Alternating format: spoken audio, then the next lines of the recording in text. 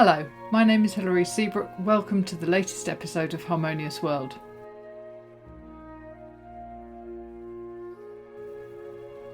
This episode features a conversation with Garrett Keast, an American living in Berlin. And coincidentally, our last conversation was episode 91, and it came out exactly a year ago, the 27th of December 2021.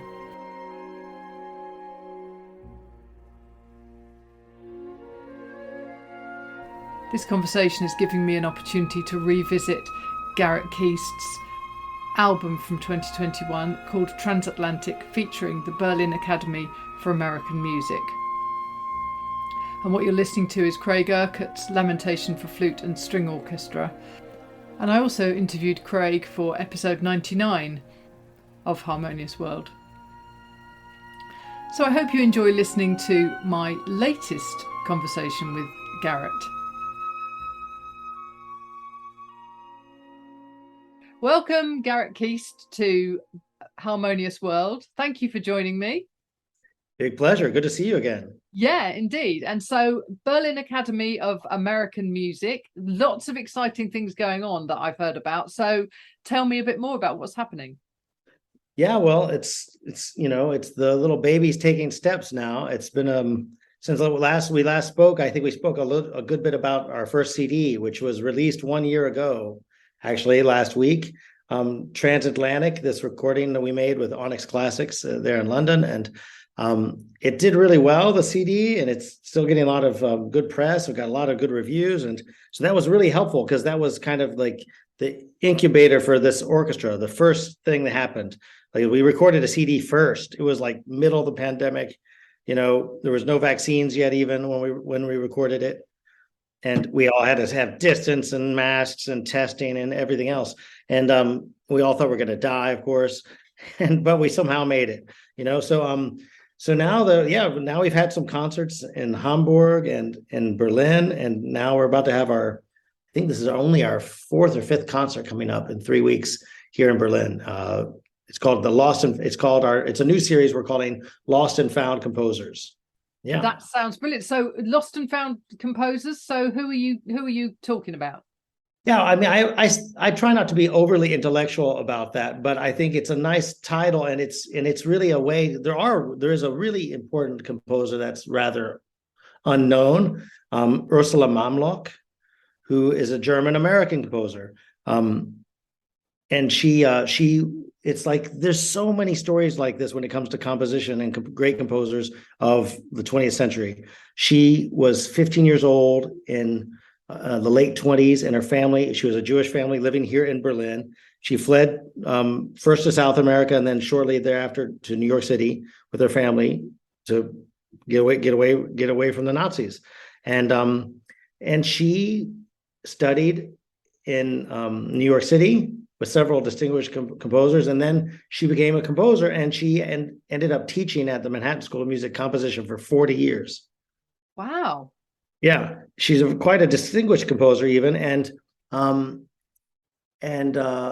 what's really interesting is that at the age of 83, I think it was 2006 or 8, she moved back to Berlin. She hadn't lived here in 50 something years. Wow. Yeah, she moved, and she died just 7 or 8 years ago here in Berlin, and she decided to live her last years in an unknown city to her, a different city than she grew up in Berlin. And I think that's just amazing. And sounds like an amazing woman. And so she was brought to my attention by Frank Harters of Boozy and Hawks here in Berlin, who he's really interested in lots of composers like this, people that were really lost in around the Second World War, that fled Germany, Central Europe. And there's just fascinating stories. And so that's what I'm excited about, because, when somebody first hears about us, BAAM, the Berlin Academy of American Music, and I'm this American guy who runs it, and I'm a conductor and blah, blah, blah. They think, give me a break. What is this? American music, focusing. What are they doing? Just like Charles Ives and Copland all day long and Bernstein. And yes, we're going to do all that stuff.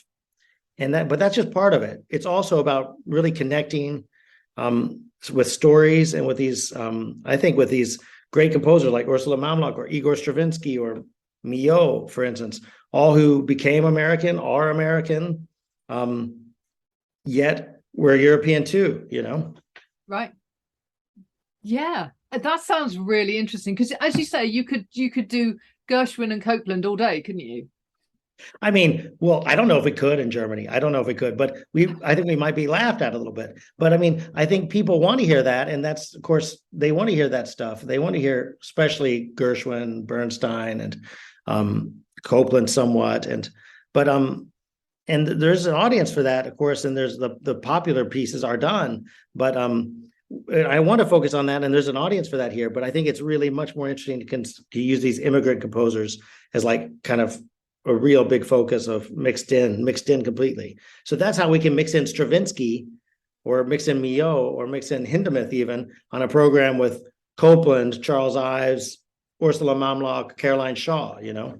So, right. So this is not necessarily for the podcast, but if they once went to America on holiday, you're gonna count them.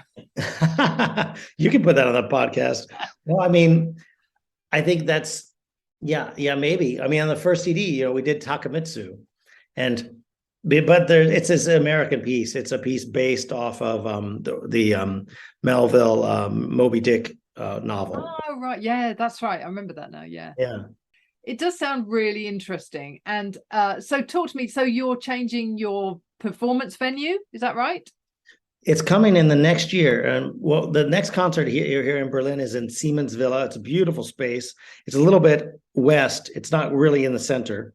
So it's a little bit out, but it's, you know, we're a new ensemble, so it just takes a little time. But I'm very excited to say we're next March and next November. And I think from now on, we're going to move into the Werner Otto Saal of the Konzerthaus in Berlin, which is very center. And it's a premier venue. And so I'm really excited about that. And it'll be easier to sell tickets there, easier for the audience to come. Right. It's more enticing for a violin soloist to come play with us when they can say they're in the Konzerthaus, of course. And so that's great. And so there's a lot of new things. We did get to go, since I saw you last, to the Elbphilharmonie last February. And we did a big concert, a sold out concert in the main hall. That was a big deal. That's a big deal. Yeah, that's great. That's really good. Very exciting. Well, it's what's fun about it for me as an American. I'm from Houston and New York. I grew up kind of both. And when you talk to people back in the States about this ensemble, you know, Americans, they're kind of like, what? There's an American ensemble in Europe or in Germany or in Berlin, you know? And one thing that is nice about it is, you know, we have really, here in this city, there's endless amount of great musicians. Oh yeah. There's always new ones coming up through the two schools, and there's you know, I just hired today a violinist who's a carry-on academist in the Berlin Philharmonic, young one, and who comes with great credentials and will be fantastic for us. But like it's all professionals in this orchestra, but there's just, you know, you can't always get the exact same core group. We have kind of a core group of players, about 35 players, and but we can't always get, so there's always every orchestra now, this next project, only 25 players that we need in this for these pieces. Always there's about 35 to 40% perhaps that are new to us, you know. Yeah. But there's great freelancers in the city. It's amazing. Yeah, Berlin's really kind of the place to go, isn't it, at the moment? It's exciting. Yeah, it's a great city. Yeah, brilliant. So 2023 sounds like a fantastic year ahead. So that's really exciting. So I think we'll need to revisit this later in the year, next year. Sure. Well, the other thing that I didn't get to tell you about, we're starting to get invited to festivals. So that's another big step. Yeah, that's huge. So we're going, the big one for us is we're going to George Enescu Festival in Bucharest next September. So that's happening. There's a couple other major festivals starting to ask about us for 24 and 25, and I'm hoping to build it. There's a lot of different plans in the making, and another recording possible, but it's an interesting record. It's an interesting I don't know. What I'd say is that after the pandemic, there's a lot of people in my business on the repertoire side, a lot of managers of orchestras a lot of artistic planners talking about how we've got to use this opportunity to break free of just like Beethoven and Mozart and Bruckner and Mahler, all of which I love, of course. Yeah. But like we've got to break free of that. I mean, we can't just keep doing all this stuff. We have to start. I mean, audiences today younger people do want to hear new pieces. They do want to hear about these stories. So people I've really been happy. People have been attracted to our repertoire. That's really good. It's interesting because I went to a jazz gig at actually at Wembley Arena, which is a huge venue, and it was a band called, I don't know if you've heard of them, Snarky Puppy. Okay. But they're great. They're really good. But they did. I think they were 45 minutes into their set, and then the band leader went on the mic and he went, all the music that you've heard so far is off our brand new album that's only been out for a week. And for an audience of 6,000 people to sit and enjoy and engage with brand new music for 45 minutes is really, really quite unusual. Yeah. And I think there is something in that. I think there's something in what you say about people wanting new stuff, because we're excited about being able to get out again, but we want to do it to hear either new stuff or stuff that we know but done in a different way or something like that. Yeah. I think it's super important. We have to we kind of keep this art form alive, and you can't stay alive if we're just always doing the most famous works from the museum, Yeah, exactly. I mean, of course. You're a jazz saxophonist, right? Yeah. Wow. Yeah. And in fact I've got back into it recently. So I've got this new project that I'm not really kind of talking about what the detail is, but it's jazz, and it's me on baritone sax with a trumpeter. So it's that whole kind of Chet Baker, Jerry Mulligan thing, but modern. Okay. So what would they be doing if they were alive today, So it's really, just new stuff. I mean, saxophones are always doing interesting things, I find, these days. Right. Here in Berlin, I imagine it's the same there. I have there's a saxophonist here that plays with us sometimes, Christoph Ensel, and he's in the Clair Obscur saxophone quartet. Okay, I don't know that. I'll have to check that out. Clair Obscur, yeah. Right. Yeah. They're amazing. I mean, there's a lot of amazing quartets now, saxophone quartets around. Yeah. And I did an American program with them, with the orchestra in Ludwigshafen, what's it called, the Rhineland-Pfalz Philharmonie, and it was amazing. Yeah, and he's actually a composer too, and there's so many colors and things you can do with a saxophone. Absolutely.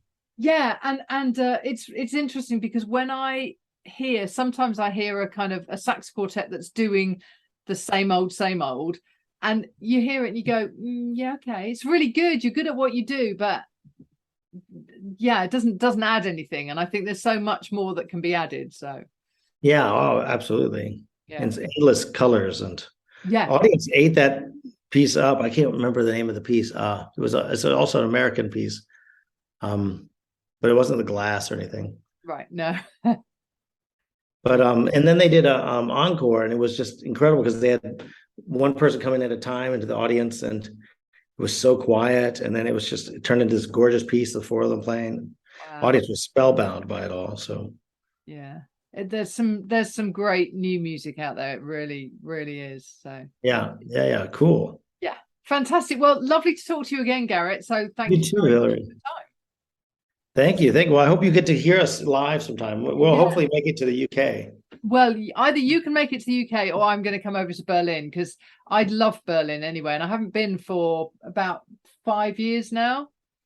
So, Yeah, come join us. And look up my friends, Clair Obscur. Yeah, I will. I'm going to. Fabulous. Lovely to talk to you, Garrett. You too. Thanks so much. Okay, see ya.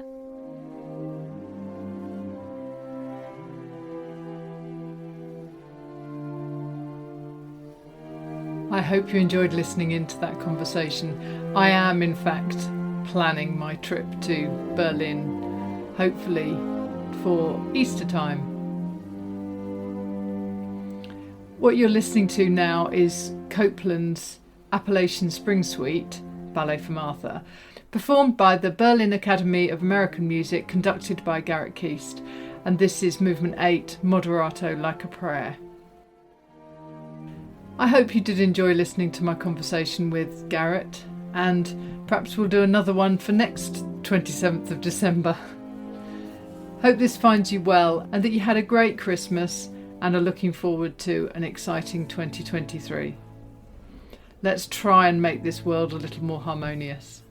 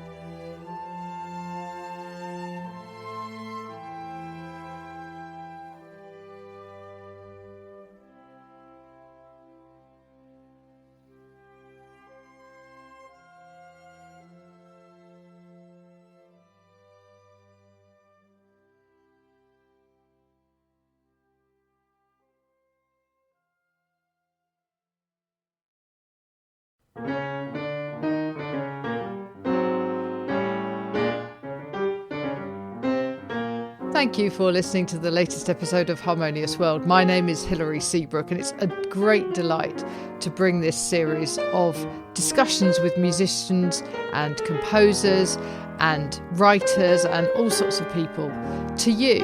Obviously, there's no point in having a podcast if people aren't listening, and I'm very grateful to my listeners for doing so. Thanks also to Joe English for composing and performing this new theme tune. So wherever you get your podcast, you can leave a review. You can share this with your friends and family, either as a link or on social media and that sort of thing. I'd be really grateful for that. Don't forget that you can subscribe now. There's a link wherever you get your podcasts. So have a great week, and please remember why I started this, which is just to try and make the world a little more harmonious. Thanks for listening to Harmonious World.